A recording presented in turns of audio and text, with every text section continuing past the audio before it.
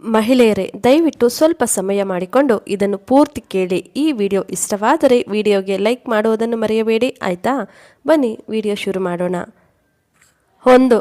ಸ್ವಲ್ಪ ಕೂಡ ಎಣ್ಣೆ ಇರದೆ ಚೆನ್ನಾಗಿ ಉಬ್ಬಿಕೊಂಡು ಬರುವ ಪೂರಿಗಳನ್ನು ತಯಾರಿಸಲು ಹಿಟ್ಟು ಕಲಿಸುವಾಗ ಸ್ವಲ್ಪ ರವೆ ಹಾಗೂ ಸ್ವಲ್ಪ ಮೊಸರು ಅಥವಾ ಮಜ್ಜಿಗೆ ಸೇರಿಸಿ ಹಿಟ್ಟನ್ನು ಕಲಸಿ. 2. ಅಕ್ಕಿ ತೊಳೆಯುವಾಗ ಸ್ವಲ್ಪ ಉಪ್ಪನ್ನು ಸೇರಿಸಿ ಅಕ್ಕಿ ತೊಳೆಯುವುದರಿಂದ ಚೆನ್ನಾಗಿ ಬಿಳಿಯಾಗುತ್ತದೆ.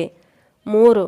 ಹಾಲು ಬೇಗ ಹಾಳಾಗದೇ ಇರಲು ಅದಕ್ಕೆ ಒಂದು ಚಿಟಿಕೆ ಅಡಿಗೆ ಸೋಡಾ ಹಾಕುವುದರಿಂದ ಹಾಲು ಬೇಗ ಹಾಳಾಗದೇ ಇರುತ್ತದೆ. 4. ಊಟ ಮಾಡುವ ಟೇಬಲ್ ಮೇಲೆ ಉಪ್ಪು ನೀರಿನಿಂದ ಶುಭ್ರಗೊಳಿಸುವುದರಿಂದ ನೊಣಗಳ ಕಾಟ ಇರುವುದಿಲ್ಲ. 5.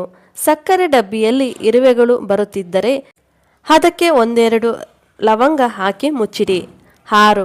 ಕಿಚನ್ ಸಿಂಕಿನ ಒಳಗೆ ನೆಫ್ತಲಿನ್ ಬಾಲ್ ಹಾಕುವುದರಿಂದ ಜಿರಳೆಗಳು ಬರುವುದಿಲ್ಲ. 7.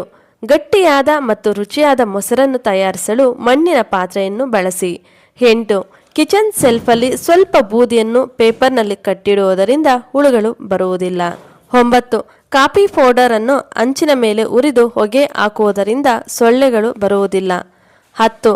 ಮಕ್ಕಳಿಗೆ ಹಾಲು ಕೊಡುವಾಗ ಸ್ವಲ್ಪ ಕಲ್ಲು ಸಕ್ಕರೆ ಮತ್ತು ಚಿಟಿಕೆ ಅರಿಶಿನ ಪುಡಿ ಸೇರಿಸಿ ಕೊಡಿ.